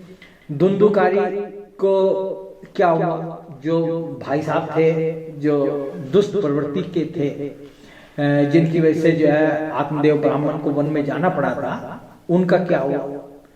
वेश्याओं को तो ला करके उन्होंने अपने घर में रख ही लिया था, रोज चोरी भी करते थे, डाका भी डालते थे। तो उन वेश्याओं ने सोचा कि भाई ये तो जो है हमारी इच्छा पूरी करते करते जो है रोज चोरी करता है, डाका डालता है, तो इसको तो किसी दिन जो है राजा जो है पकड़वा लेंगे। अब पकड़वा लेंगे तो इसको मृत्यु दंड होगा या वैसे अंदर जेल में डाल देंगे। तो हम तो जो है किसी काम के नहीं रहेंगे, तो क्या करें। तो उन्होंने कहा कि राजा जो काम करेगा वो काम हम क्यों ना करते। उन 5 वेश्याओं ने जो है उसको पकड़ा और पकड़ के जो है उसके गले में जो है रस्सी बांधी और रस्सी बांध करके जो है उसको जो है उसका गला दिया कि जो है ये मर जाए, पर तू मरा नहीं। तो मरा नहीं तो क्या हो किया, उसका मुंह खुलवाया। अब मुंह खुलवा करके गरम गरम अंगारे जो है डाल और उसको मार दिया और मार करके उसको गाड़ दिया। वहीं आंगन में जो है, एक आंगन में जो है उनका घर का जो आंगन था उसमें गाड़ दिया, और गाड़ करके मैं सारी की सारी जो है, तुरंत तो भाग नहीं सकती थी, तुरंत भागेंगे तो दूसरे समाज के लोगों को जो है चिंता, वो पूछेंगे तो संदेह हो सकता है। तो उन्होंने क्या किया, कोई उनसे पूछता था कि वो धुंधुकारी कहाँ है, तुम्हारे पति कहाँ है, कि वो व्यापार करने के लिए अब की बार जो है दूर जगह गए हैं, आने में उनको समय लगेगा, तो इसलिए जो है मैं यहाँ, हम लोग यहाँ हैं, ठीक है, वो पैसा वैसा भेजते रहते हैं। तो और उसके बाद वो जो है भाग गई, सारी की सारी जो है भाग गई से। तो गोकर्ण जी जो है वो तीर्थ यात्रा पर निकले हुए थे। तो जब पिता वन में चले गए थे तो गोकर्ण जी तो तीर्थ यात्रा पे चले गए थे, परंतु उनको जो है अपने भाई धुंधुकारी की जो है मृत्यु का समाचार जो है मिल गया था कि मेरे भाई की मृत्यु हो गई है। तो वो जहां भी जाते थे, उनका गया जी में गए और भी दूसरे तीर्थों में जाते थे, उनका श्राद्ध वो जो है अपने भाई का श्राद्ध जो है वो करते थे कि इससे ताकि जो है उसकी मुक्ति हो जाए। तो एक दिन जो है गोकर्ण जी घूमते घामते जो है वापस अपने घर में आए और रात में जो है वो सो रहे थे। तो और दूसरे अड़ोस पड़ोस के लोग जो है नहीं जान पाए कि गोकर्ण जी आए हैं और अपने घर में गए हैं, और वो चुपचाप जो है घर में जाकर के सो। तो रात के 12 बजे जो है एक उनके सामने जो है बड़ी डरावनी आकृति में प्रकट हुई, और भयानक आकृति, और जो है वो भयानक आवाजें निकालती कि कभी कोई रूप बना लेती, कभी कोई रूप बना लेती। तो वो भेड़ा कभी हाथी, कभी भैंसा, कभी इंद्र और कभी अग्नि का रूप धारण करता। जो उनका धुंधुकारी भाई था वो प्रेत हो गया था, और वो प्रेत जो है क्योंकि घर में गड़ा हुआ था, तो वहां पे जो है जब गोकर्ण जी रात में सोए तो वो जो है रात में ये इस तरह के रूप बना करके जो है दिखाने लगा। तो गोकर्ण जी ने कहा, गोकर्ण जी डरने वाले तो थे नहीं कि डर जाएगा, उन्होंने कहा कि तू कौन है, रात्रि के समय ये ऐसे भयानक रूप क्यों दिखा रहा है, तेरी ये दशा कैसे हुई, हमें बता तो सही, तू प्रेत है, पिशाच है या कोई राक्षस है। तो सूर्य जी कहते हैं गोकर्ण के इस प्रकार पूछने पर वह जोर जोर से रोने लगा, बेचारा बोल तो सकता नहीं था। तो गोकर्ण जी ने क्या किया, अपने हाथ में जो है एक थोड़ा सा जल लिया, उसका अभिमंत्रित किया, उसके ऊपर छिड़का, तो जो है उसके कुछ पापों का जो है पाप दूर हुए उससे के, और इस प्रकार वो कहने लगा, प्रेत बोला, अब उसको बोलने की शक्ति मिल गई उससे, मैं तुम्हारा भाई हूं, मेरा नाम है धुंधुकारी, मैंने अपने ही दोस्त से अपना ब्राह्मणत्व नष्ट कर लिया, और अंत में जो है उल्टा स्त्रियों ने मुझे तड़फा करके मार डाला, और भाई तुम तो दया के समुद्र हो, किसी प्रकार मेरा जो है इस प्रेत योनि से जो है छुटकारा करवाओ। गोकर्ण ने कहा कि भाई बड़े आश्चर्य की बात है कि तुम्हें प्रेत योनि मिली, क्यों, आश्चर्य की क्या बात है? आश्चर्य की बात यह है कि मैं जहां पे भी जिस तीर्थ में भी गया में भी मैं गया, वहां पे भी मैंने तुम्हारा श्राद्ध किया, जहां मैं जाता था तुम्हारा श्राद्ध करता था, और तुम्हारी तो मुक्ति हो जानी चाहिए थी। तो वो प्रेत बोला, धुंधुकारी बोला कि मेरा सैकड़ों गया श्राद्ध से भी कल्याण नहीं होने वाला, उद्धार नहीं होने वाला है। तो भाई तुम्हारा यदि सैकड़ों गया श्राद्ध से भी उद्धार नहीं होने वाला, तो कैसे उद्धार होगा यही बता दे। तो उनका ये मुझे नहीं पता, ये आप ही को पता करना है। तो उसने कहा ठीक है, तो तुम जो है जहां रह रहे हो अभी रहो, तुम समझ गए, और मैं तुम्हारे उद्धार का जो है कुछ प्रबंध करता हूँ, सोचता हूँ। तो गोकर्ण जी सुबह उठे, तो उठ करके जो है अपने ग्रामवासियों से भी चर्चा की, जो ब्राह्मण थे, विद्वान थे, उनसे सबसे की, सबने अपनी अपनी किताबें उलट करके देखी कि इसके प्रेत योनि से कुछ उद्धार का कोई साधन मिल जाए, परंतु किसी को कुछ समझ में आया नहीं। और तो फिर ये हुआ कि सूर्य भगवान से जो है उनके उद्धार के बारे में पूछा जाए। तो गोकर्ण जी ने जो है सूर्य भगवान को रोक दिया और सूर्य भगवान को रोक करके उनसे प्रार्थना की और प्रार्थना में जो है जो कहा कि गोकर्ण जी ने अपने तपोबल से सूर्य की गति को रोक दिया। उन्होंने स्तुति की, भगवान आप सारे संसार के साक्षी हैं, मैं आपको नमस्कार करता हूं, आप मुझे कृपा करके धुंधुकारी की मुक्ति का साधन बताइए। ये जो उन्होंने उनसे साफ साफ पूछा। तो गोकर्ण की प्रार्थना सुनकर सूर्य देव ने दूर से स्पष्ट शब्दों में कहा, श्रीमद् भागवत से मुक्ति हो सकती है, इसलिए तुम उसका सत्ता प्रयाण करो। सूर्य का यह धर्ममय वचन वहां सभी ने सुना। तब सबने यही कहा कि प्रयत्न पूर्वक यही करो। तो गोकर्ण जी जो है भागवत कथा करने के लिए तैयार हो गए कि भाई सबको मैं भागवत कथा सुनाऊंगा। तो उस कथा को सुनने के लिए बहुत से लंगड़े, लुल्ले, अंधे, बूढ़े, मंदबुद्धि पुरुष भी अपने पापों की निवृत्ति के उद्देश्य से वहां आ पहुंचे। जब गोकर्ण जी व्यास गद्दी पर बैठकर कथा कहने लगे तब वह प्रेत भी वहां आ गया और इधर उधर बैठने के लिए स्थान ढूंढने लगा। धुंधुकारी जो प्रेत था, जो उनका भाई था, वो भी जो है जब कथा गोकर्ण जी ने करनी शुरू की तो वो भी आकर के बैठ कर स्थान ढूंढने लगा कि मैं कहाँ बैठूं। उसको भी तो बैठने के लिए जगह चाहिए था, परंतु वो वायु रूप था तो उसको तो कहीं जगह मिल नहीं सकती थी। तो इतने में उसकी दृष्टि एक सीधे रखे हुए 7 गांठ के बांस पर पड़ी। उसी के नीचे के छिद्र में घुसकर वह कथा सुनने के लिए बैठ गया। बांस के अंदर घुस गया जिसमें कि 7 गांठें थी उस बांस में, और वायु रूप होने के कारण वह बाहर कहीं बैठ नहीं सकता था, इसलिए बांस में घुस गया। गोकर्ण जी ने एक वैष्णव ब्राह्मण को मुख्य श्रोता बनाया और प्रथम स्कंद से ही स्पष्ट स्वर में कथा सुनानी प्रारंभ कर दी। सायंकाल में जब कथा को विश्राम दिया गया, पहले दिन की जब कथा समाप्त हुई तो क्या हुआ, एक बड़ी विचित्र बात हुई कि उस बांस की एक गांठ जो है तड़ तड़ करती हुई फट गई। तो और 7 दिन में जो है वे 7 गांठें जो है फट पड़ी। बांस की में 7 गांठ थी, 7 गांठ जो है 7 दिन की कथा हुई और 7 दिन में 7 गांठें फट गई और 7 गांठों को फोड़कर धुंधुकारी 12 स्कंद सुनने से पवित्र होकर प्रेत योनि से मुक्त हो गया और दिव्य रूप धारण करके सबके सामने प्रकट हो गया। दिव्य रूप धारण किया।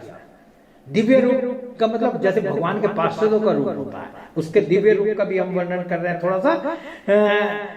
उसका मेघ के समान श्याम शरीर, पीतांबर और तुलसी की मालाओं से सुशोभित था तथा सिर पर मनोहर मुकुट और कानों में कमनीय कुंडल झिलमिला रहे थे। उसने अपने भाई गोकर्ण से कहा, भाई तुमने कृपा करके मुझे प्रेत योनि की यातनाओं से मुक्ति दिला दी। यह प्रेत पीड़ा का नाश करने वाली श्रीमद् भागवत की कथा धन्य है। और फिर वो जो है कहने लगा कि ये सप्ताह जो श्रवण का योग लगता है, इससे सब पाप जो है थर्रा जाते हैं। और मतलब उसने जो है अपनी बात कह करके जैसे समाप्त की, बहुत इसमें और अच्छी अच्छी भी बातें उसने कही प्रेत ने, क्योंकि जो उसका अपना अनुभव था वो सब उसने कहा। वैराग्य की बात भी कही। उसने कहा कि ये शरीर क्या है, अस्थियां ही इस शरीर के आधार स्तंभ है, नस नाड़ी रूप रस्सियों से यह बंधा हुआ है, ऊपर से इस पर मांस और रक्त थोपकर इसे चर्म से मढ़ दिया गया है। इसके प्रत्येक अंग में दुर्गंध आती है, क्योंकि है तो यह मलमूत्र का भांडी। वृद्धावस्था और शोक के कारण यह परिणाम में दुखमय ही है, रोगों का तो घर ही ठहरा। तो ये सब बातें जो है जब उसने कह ली तो उससे के बाद क्या हुआ, वहां पर जो है भगवान के पार्षद जो है एक विमान लेकर के आए और गोकर्ण जी उनको धुंधुकारी को प्रेत जो था तो उसको बैठा करके उन्होंने कहा कि विमान पर बैठो और तुम चलो। तो अब वो विमान जब जाने लगा तो गोकर्ण जी ने भगवान के पार्षदों को रोका, महाराज सुनो, आप लोग सुनो, आप देवता लोग हो, आप सुनो, हमारी बात सुनते जाओ कि यहाँ तो जो है इतने लोग बैठे हुए हैं, सबने कथा सुनी है महाराज, आप तो एक ही विमान लेकर के आए हैं, आपको तो बहुत विमान लेकर के आना चाहिए था। सब लोगों ने कथा सुनी है और सब लोगों के लिए विमान लेकर के आप आए होते तो अच्छा था, सब लोग भगवान के धाम में जाते। तो भगवान के पार्षदों ने गोकर्ण जी को कहा कि देखो, जितने ये आपके श्रोता लोग बैठे हुए हैं जो कथा सुन रहे हैं, सुनी तो सब ने, परंतु जितने ध्यान से जो है इस प्रेत ने सुनी है, और खाली सुनी नहीं, उस पर निध्यासाधन मनन भी इसने जो किया, जो ये सुनता था, सोचता था, मनन करता था, है वैसा किसी एक ने भी नहीं किया। और भाई गोकर्ण जी आप कह रहे हैं तो ऐसा है कि आप दोबारा कथा कहिए और कथा जो है ये सब लोग ध्यान से सुने, तो भगवान जो है इनके लिए भी विमान भेजेंगे, और आपके लिए तो गोकर्ण जी भगवान जो है स्वयं विमान लेकर के उपस्थित होंगे आपको तो ले जाने के लिए। तो जब ऐसा कहा तो वो जो है उनसे विदा लेकर के चले। तो और उसके बाद जो है वहां पर जो है श्रावण मास में जो है गोकर्ण जी ने फिर उसी प्रकार की सप्ताह क्रम से कथा कही, और उन श्रोताओं ने उसे फिर सुना। नारद जी इस कथा की समाप्ति पर जो कुछ हुआ वह सुनिए। वहां भक्तों से भरे हुए विमानों के साथ भगवान प्रकट हुए, सब ओर से खूब जय जयकार और नमस्कार की ध्वनि होने लगी। भगवान स्वयं हर्षित होकर अपने पांचजन्य संघ की ध्वनि करने लगे। उन्होंने गोकर्ण को हृदय से लगाकर अपने ही समान बना लिया। उन्होंने क्षण भर में ही अन्य सब श्रोताओं को भी मेघ के समान श्यामवन, रेशमी पीताम्बरधारी तथा क्रीट और कुंडला आदि से विभूषित कर दिया। उस गांव के कुत्ते और चंडाल पर्यंत जितने भी जीव थे वे सभी गोकर्ण जी की कृपा से विमानों पर चढ़ा लिए गए तथा जहां योगी जन जाते हैं उस भगवत धाम में वे भेज दिए गए। इस प्रकार भक्तवत्सल भगवान श्री कृष्ण कथा श्रवण से प्रसन्न होकर गोकर्ण जी को साथ ले अपने ग्वाल बालों के प्रिय गोलोक धाम में चले गए। पूर्व काल में जैसे अयोध्यावासी भगवान श्री राम के साथ साकेत धाम सिधारे थे, उसी प्रकार भगवान श्री कृष्ण उन सबको योगी दुर्लभ गोलोक धाम में ले गए। तो ये अध्याय जो है हमारा समाप्त हो गया। इसके बाद जो है अंतिम अध्याय जो है ये छठा अध्याय हम पढ़ रहे हैं। तो सनकादि मुनि आगे पूछते हैं, नारद जी सनकादि मुनि कहते हैं, नारद जी अब हम आपको सप्ताह श्रवण की विधि बताते हैं। यह मतलब नारद जी ने पूछा कि आपने ये जो कथा कही ये कैसे सुननी चाहिए, क्या इसका तरीका होना चाहिए, वो सब आप हमें बताइए। तो उन्होंने कहा कि हम आपको विधि बताते हैं। देखिए, ये जब कथा हो सप्ताह श्रवण की जो है ये लोगों की सहायता से तो होती है, और इसके लिए धन धान्य का भी कुछ इंतजाम करना पड़ता है। ज्योतिषी को बुला करके मुहूर्त पूछना चाहिए, जैसे विवाह, परंतु हमने तो देखिए किसी से मुहूर्त पूछा नहीं है। वो इसलिए कि उन्होंने जो है स्वयं भगवान ने कहा था कि जो है ये कथा जो है कभी भी सुनी जा सकती है, किसी भी समय जो है सब सुनने के लिए मूर्त है। और स्थान जो है होना चाहिए एक अच्छा खासा, जिसमें और उसमें जो लोग कथा सुनने के लिए रुके उनके लिए व्यवस्था होनी चाहिए, रहने की, खाने पीने की ये व्यवस्था हो जाए।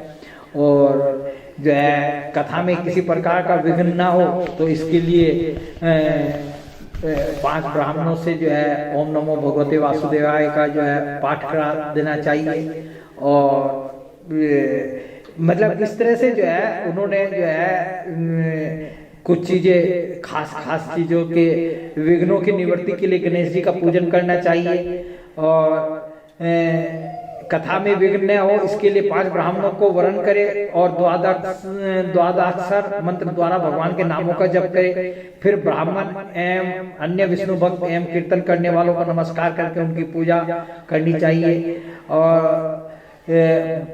वक्ता को जो सूर्योदय से कथा आरंभ करके 3:30 पैर तक मध्यम स्वर से कथा बांटनी चाहिए। दोपहर के समय 2 घड़ी तक कथा बंद रखनी चाहिए।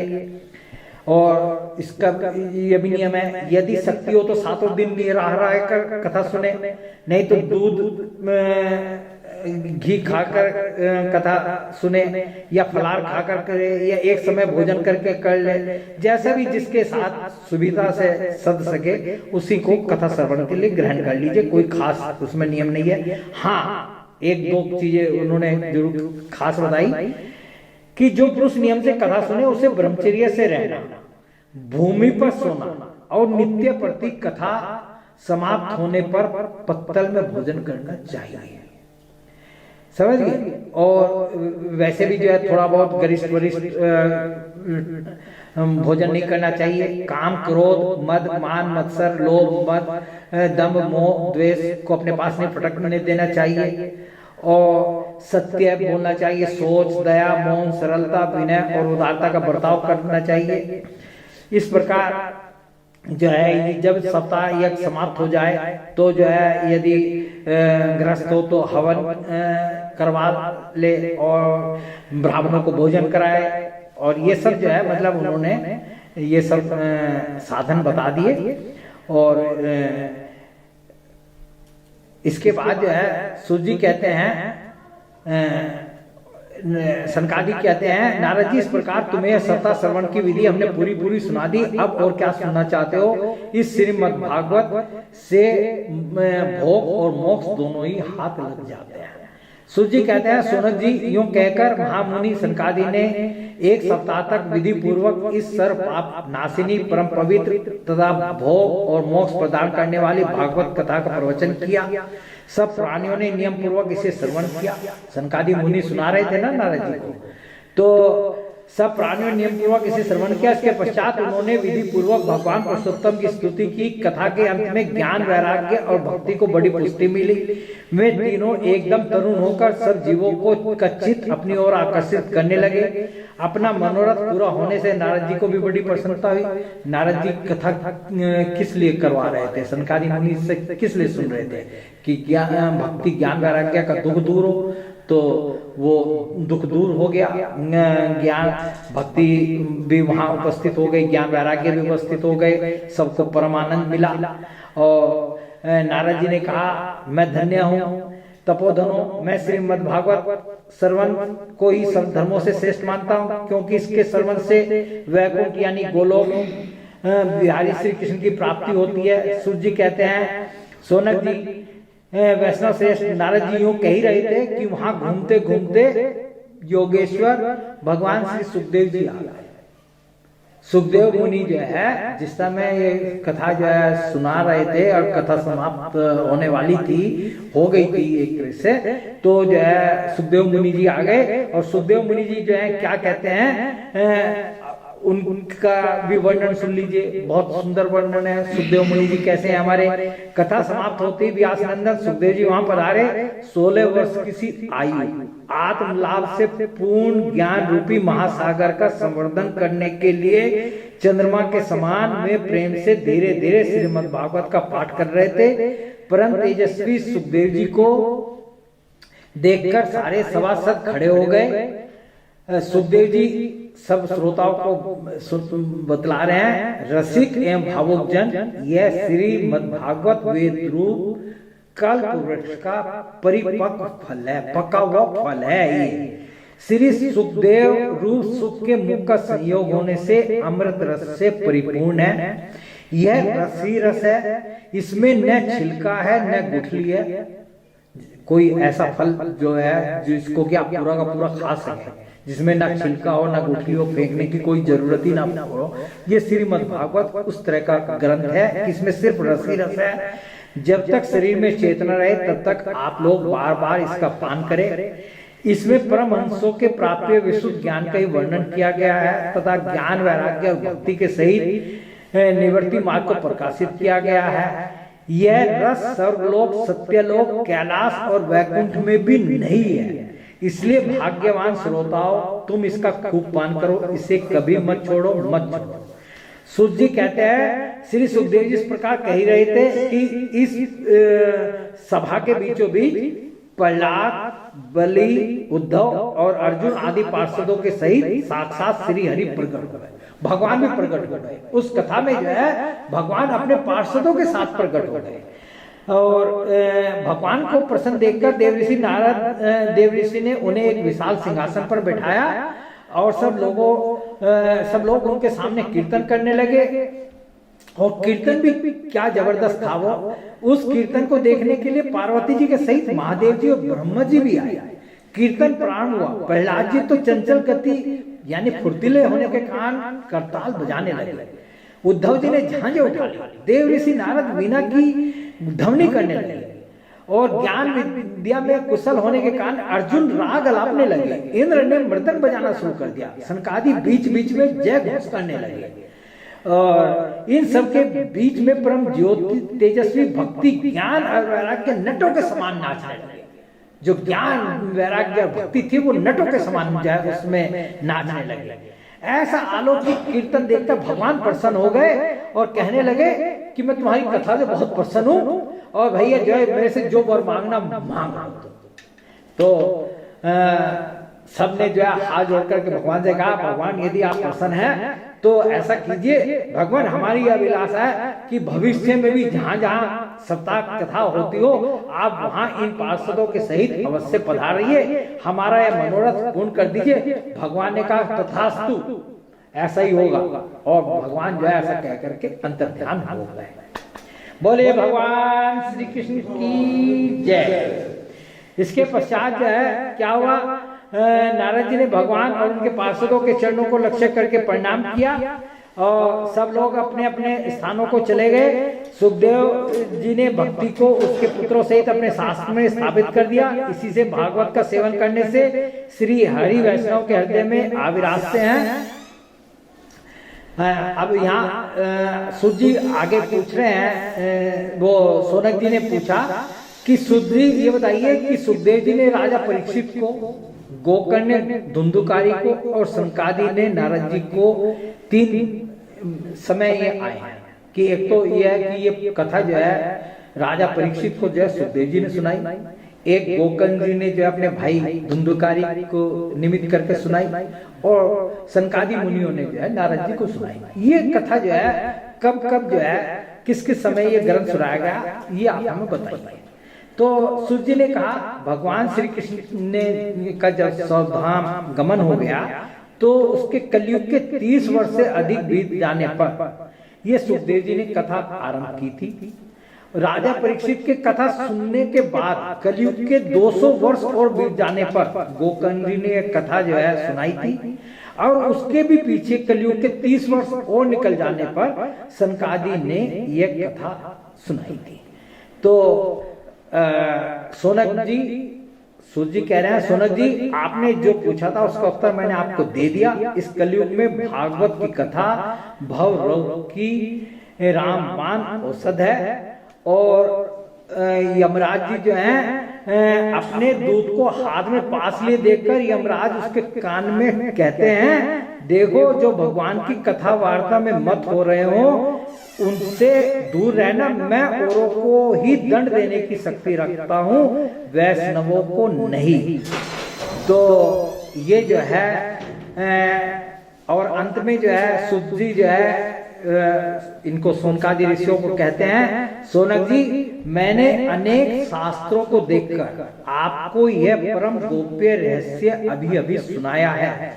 सब शास्त्रों के सिद्धांतों का यही निचोड़ है, संसार में इस सुख शास्त्र से अधिक पवित्र और कोई वस्तु नहीं है। अतः आप लोग परमानंद की प्राप्ति के लिए इस 12 स्कंद रूप रस का पान करें।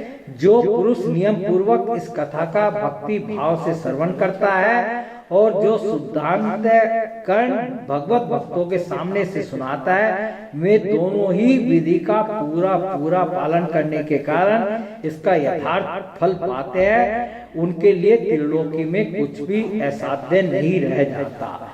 तो ये जो श्रीमद्भागवत महात्म था ये समाप्त हो जाता है और हम जो है जैसे श्रीमद्भागवत महात्म को जो है सूक्ष्म थोड़ा करके जो है सुनाया तो इसी तरीके से भगवान की, गुरु जी की कृपा से जो है कोशिश करेंगे कि वो जो है इस भागवत पुराण को जो है आज से उन्होंने जो शुरू कराई है वो पूरी कराएं। बोलिए श्री कृष्ण भगवान की जय, गुरु नानक भगवान की जय।